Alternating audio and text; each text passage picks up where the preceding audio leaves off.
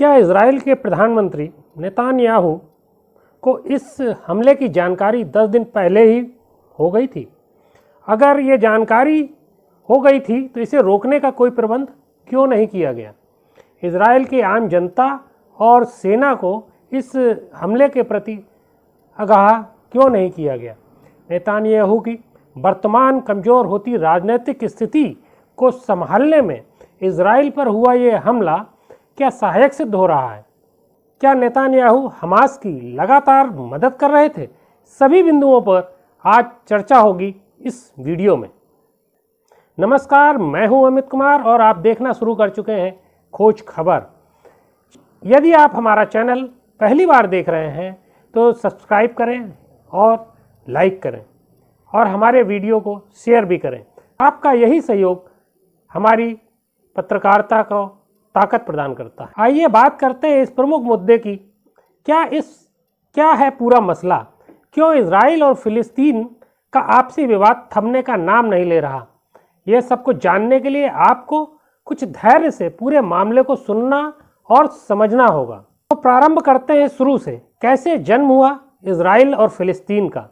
पहले विश्व युद्ध 1914 से 1919 के बीच एक ऑटोमन नाम का साम्राज्य, जो दुनिया का बहुत बड़ा मुस्लिम साम्राज्य था, जिसे दुनिया की तमाम ताकतों ने, जिसमें ब्रिटेन भी शामिल है, ने साथ मिलकर इसको तोड़ दिया। ऑटोमन साम्राज्य के टूटने के बाद ही ये तमाम छोटे छोटे मुस्लिम राज्यों का निर्माण हुआ। इसी में एक हिस्सा फिलिस्तीन के नाम से जाना गया। इस हिस्से में 1917 में हिटलर के अत्याचार से पीड़ित यहूदी लोगों को जब अन्य देश पनाह देने से को राजी नहीं थे, फिलिस्तीन ने अपने यहाँ पर कुछ जगह दे दी और लोगों ने बसना शुरू कर दिया। लेकिन ब्रिटेन ने अपना दखल इस क्षेत्र में बनाए रखने की नीयत से वेलफुल डिक्लेरेशन के तहत इस क्षेत्र को अपने कब्जे में घोषित कर दिया।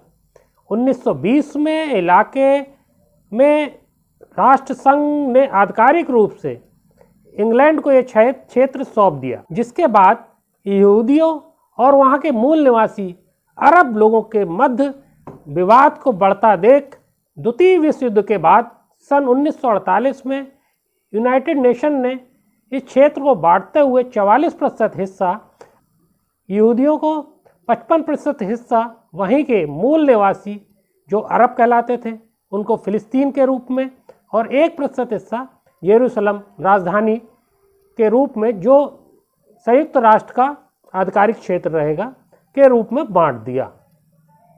बंटवारे में भी अंग्रेजों ने लगभग वैसा ही काम किया जैसा भारत के साथ 1947 में बंटवारे के समय किया था।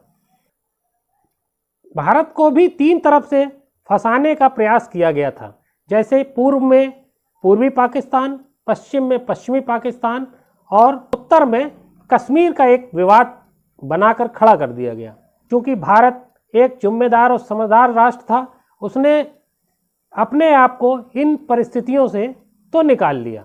लगभग ऐसी ही परिस्थितियां फिलिस्तीन की धरती पर भी खड़ी कर दी गईं।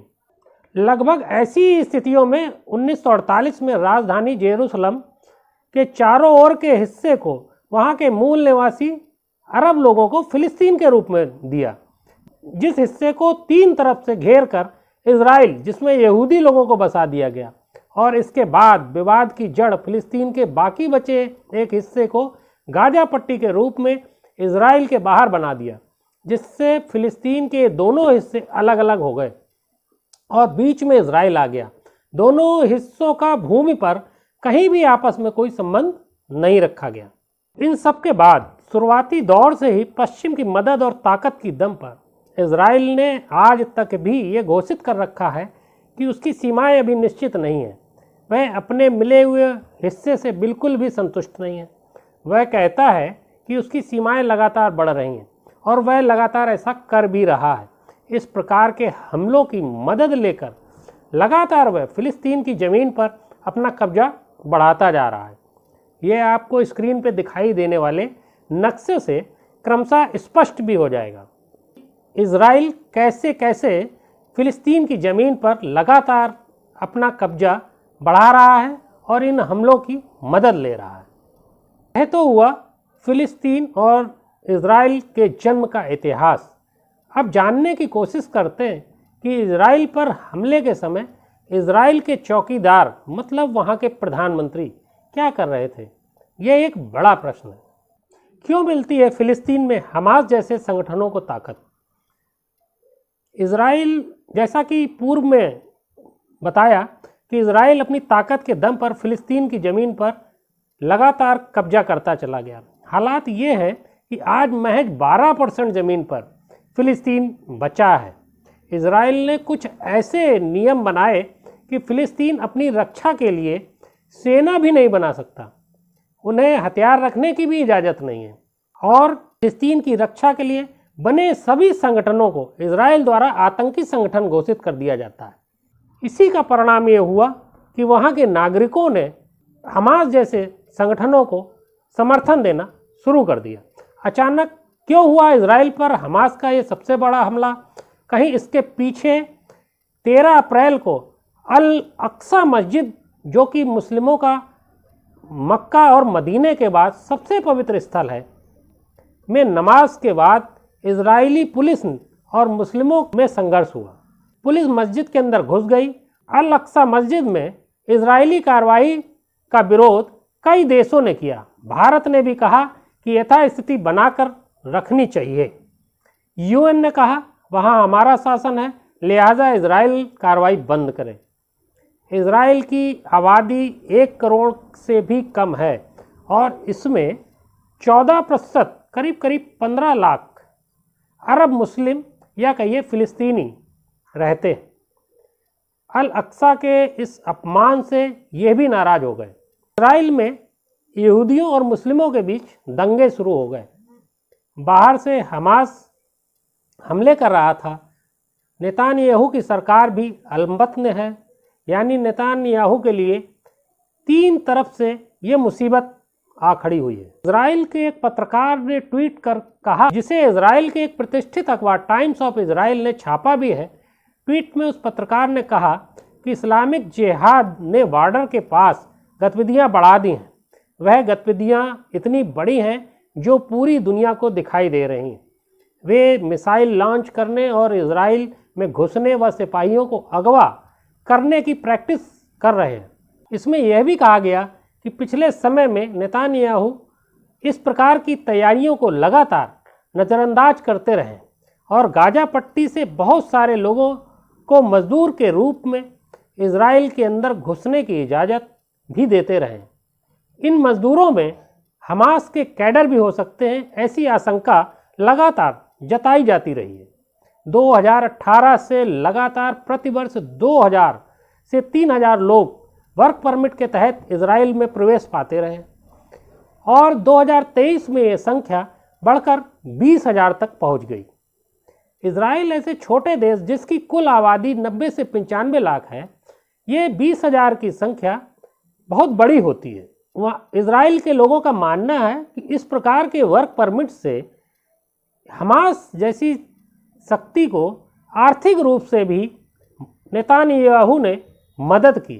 नेतान्याहू ने अपनी पार्टी की बैठकों में हमास को बढ़ावा देने की बात को स्वीकार भी किया है और ये जिसमें यह स्पष्ट भी किया कि इससे फिलिस्तीन की गाजा पट्टी के हिस्से में एक अलग नेतृत्व खड़ा करने में मदद मिलेगी और उसको अलग किया जा सकेगा और हमास पर हम आसानी से दबाव बना सकेंगे। हमास की इस प्रकार की मदद और नज़रअंदाजी से वह लगातार मजबूत और ताकतवर होता चला गया। इसी बीच नेतान्याहू ने वहाँ की मीडिया और अखबार को भारत की गोदी मीडिया की तरह तैयार करने की भी कोशिश की, जिसमें उन अखबारों को सरकार की मदद करनी थी, बदले में सरकार को भी उन अखबारों की आर्थिक मदद करनी थी। लेकिन वहाँ के विपक्षी पार्टियों ने यह खेल पकड़ लिया और एक ज़बरदस्त आंदोलन की शुरुआत कर दी। यह आंदोलन इतना बड़ा हो गया कि इसमें देश के लगभग 15% आबादी शामिल हो गई। मीडिया को सरकारी मीडिया या भारत की भाषा में कहें गोदी मीडिया में बदलने के घटनाक्रम में हुए कानूनी उल्लंघन से उत्पन्न कानूनी कार्रवाई के डर से नेतान्याहू ने संविधान में एक बड़ा बदलाव करते हुए इजराइल की संसद में एक ऐसा बिल सदन में पेश कर दिया जिसमें न्यायालय की शक्तियों को कम करने के साथ किसी भी न्यायालय के फैसले से वहां के किसी भी सांसद की सदस्यता प्रतिबंधित न की जा सके और किसी भी आरोप में दंडित होने पर भी सदस्यता निलंबित नहीं होगी। इस प्रकार के बदलाव से नेतान्याहू ने अपनी सत्ता की गद्दी को सुरक्षित तो कर लिया, लेकिन इस प्रकार के संविधान परिवर्तन से वहां की जनता बेहद नाराज तो सड़कों पर उतर गई। इससे नेतान्याहू की राजनीतिक स्थिति बहुत कमज़ोर हो गई और सारे देश में उनके खिलाफ माहौल तैयार होने लगा। इसी बीच हमास के हमले से नेतान्याहू के ऊपर देश के अंदर हो रहे राजनीतिक हमले एकाएक रुक गए। यह नेतान्याहू की सत्ता को बहुत बड़ा फायदा हुआ है। आपको ये सोचने पर मजबूर होना चाहिए कि मोसाद ऐसे संगठन को हमास जैसे उसके सबसे कट्टर दुश्मन आतंकी संगठन की इतनी बड़ी तैयारी की खबर कैसे और क्यों नहीं हो सकी।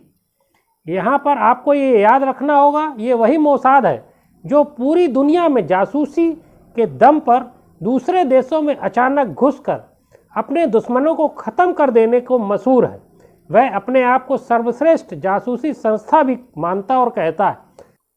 अपने भारत में भी मोसाद की इस कार्यशैली से बहुत से लोग प्रभावित और प्रशंसक हैं। इधर टाइम्स ऑफ इजराइल में एक खबर छपी है जिसमें मिस्र के एक खुफिया अधिकारी ने हमले के पूर्व ही इजराइल की सरकार को इस हमले की जानकारी दी थी, जिसको वहां की सरकार ने नज़रअंदाज कर दिया। इसके बाद मिस्र के खुफिया अधिकारी अब्बास कामेल ने नेतान्याहू को व्यक्तिगत रूप से फ़ोन पर 10 दिन पूर्व इजराइल पर होने वाले हमले की सूचना दी और उन्होंने बताया कि इजराइल के खिलाफ कुछ बहुत बड़ा होने वाला है। इसके बावजूद भी नेतान्याहू ने किसी भी प्रकार का कोई कदम देश व अपने नागरिकों की रक्षा और सुरक्षा में नहीं उठाया। यह सब जानने के बाद आपको क्या महसूस हो रहा? क्या नेतान्याहू ने जानबूझकर अपने विरुद्ध पनप रहे असंतोष को डाइवर्ट करने के लिए इस प्रकार का बड़ा हमला देश पर होने दिया? क्या इजराइल के चौकीदार ने देश में अपनी सत्ता को बचाने के लिए इस प्रकार के हमले को जानबूझकर नज़रअंदाज करा? ऐसा आरोप इजराइल के अखबारों ने भी नेतान्याहू पर लगाया है। सोचिए, क्या कोई राजनेता अपनी सत्ता बचाने के लिए अपने ही देश की प्रजा की बलि लेकर अपने ही देश के नागरिकों की लाशों से राष्ट्रवाद की लौ जलाए रखना चाहेगा? शायद अब आपको इस पूरे हमले में कुछ बिंदु स्पष्ट हो गए होंगे। आज के वीडियो में सिर्फ इतना ही। अगर आपको वीडियो अच्छा लगा हो तो लाइक और शेयर अवश्य करें। नमस्कार।